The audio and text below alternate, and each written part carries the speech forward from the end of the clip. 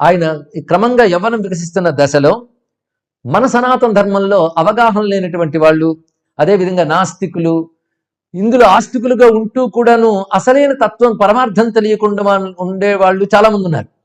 అంతేకాదు కొంతమంది మన ధర్మంలో ఉన్న కొన్ని విషయాలు మూఢనమ్మకాలు అనుకుని, అది కూడా అవతల వాళ్ళు విమర్శించడం వల్ల అనుకుని, ఉదాహరణకి విగ్రహారాధన, అదేవిధంగా కొన్ని సంప్రదాయాలు, ఇవి మూఢనమ్మకాలు అనుకుని వీటిపై ఒక యావగింపు పొంది ఒక కొత్త మతం కోసం చూస్తున్న సమయంలో కొందరు బయలుదేరి ఈ పోకళ్ళు పోతున్న మార్పిడి మతాలు ఏవైతే ఉన్నాయో వాటి ప్రభావం చేత మన ధర్మంలోంచే తీసుకుని కొత్త మతాలు స్థాపించారు. అలాంటి వాటిలో బ్రహ్మ సమాజం ఒకటి. ఈ బ్రహ్మ సమాజంలో భగవంతుడికి ఆకారం లేదు, విగ్రహాలు పూజించకూడదు, గురువు ఇలాంటివన్నీ కూడా ముఖ్యమైనవి కావు, అవన్నీ మూఢనమ్మకాలు అనేటువంటి అభిప్రాయం ఉంది. సాధారణంగా ఇటువంటి పాశ్చాత్య విద్యా ప్రభావము, తార్కిక బుద్ధి ఉన్నటువంటి వారికి ఇవి సమంజసమేమో అనిపిస్తాయి. అందుకే ఈయన కూడా ఈ బ్రహ్మ సమాజంలో చేరి ఆ బ్రహ్మ సమాజంలో భగవంతుడిని మాత్రం ఆరాధిస్తారు, కానీ నిరాకారం అంటారు. ఆ నిరాకారమైన భగవంతుణ్ణి వాళ్ళు రకరకాల గీతాలతో ఆలాపన చేస్తారు. ఆ రోజుల్లో చాలా మంది పాశ్చాత్య విద్యా ప్రభావం కలిగిన మేధావుల్ని ఈ బ్రహ్మ సమాజం ప్రభావితం చేసిందండి. ఈయన కూడా ప్రభావితం అయ్యాడు.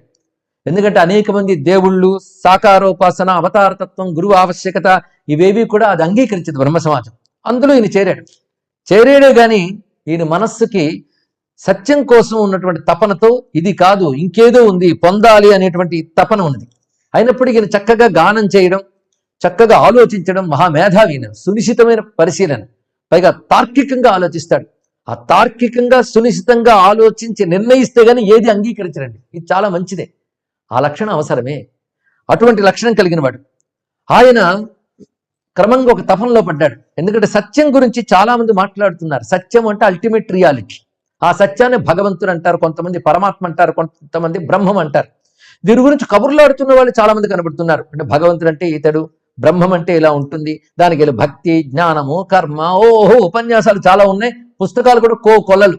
చదువుకోవాలని అనుకోవాలే కానీ వీటికి సంబంధించిన పుస్తకాలు అనేక లైబ్రరీలకు కూడా ఇంకా ఇచ్చినా సరిపోయిన పుస్తకాలు ఉన్నాయండి. అవన్నీ ఉన్నాయి. కానీ ఇతడు బాధ ఏమిటంటే ఎన్నో గ్రంథాలు చదివాడు, మన భారతీయ తత్వచింతన కూడా అధ్యయనం చేశాడు. అయినప్పటికీ ఆ సత్యాన్ని నేను సాక్షాత్కారం పొందాను. సాక్షాత్కారం అంటే అనుభవం. సత్యాన్ని నేను అనుభవించాను అన్నటువంటి మహాపురుషుడు ఎవరైనా కనబడతాడా అని ఎదురు చూసేవాడు. ఆ సమయంలో ఆయనకి బ్రహ్మ సమాజంలో ప్రధానమైన వ్యక్తి దేవేంద్రనాథ్ ఠాగూర్ మహర్షి అంటారండి. ఆయన వద్దకు వెళ్ళి భగవంతుడి గురించి చర్చ చేసేటప్పుడు, మీరు భగవంతుడు అంటున్నారు, బ్రహ్మం అంటున్నారు, నిరాకారం అంటున్నారు, చాలా సంతోషం, కానీ ఆ ఈశ్వరుని మీరు దర్శించారా, సాక్షాత్కరింపజేసుకున్నారా, అంటే అనుభవానికి తెచ్చుకున్నారా అని అడిగితే ఆయన క్షణకాలం ఆశ్చర్యపోయేటండి. ఇలా ఎవరు ఎప్పుడు ప్రశ్నించలేదు.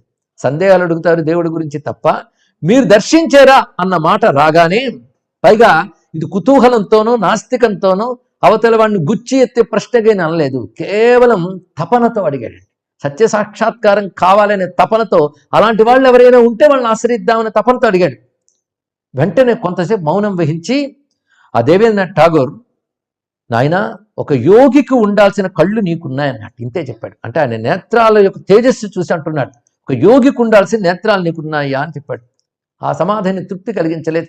ఆ ప్రశ్నకి మాత్రం సమాధానం చెప్పలేదండి, దాటవేస్తాడు ఇలా మాట్లాడి.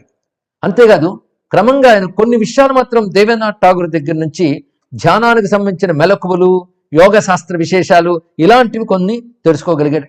దానితో తాను చేస్తున్న ధ్యానాన్ని మరింత పద్ధతిగా చేయడం మొదలుపెట్టాడు. అదే సమయంలో 1881 నవంబర్ నెలలో ఒక మంచి విశేషమైన ఘట్టం జరిగింది.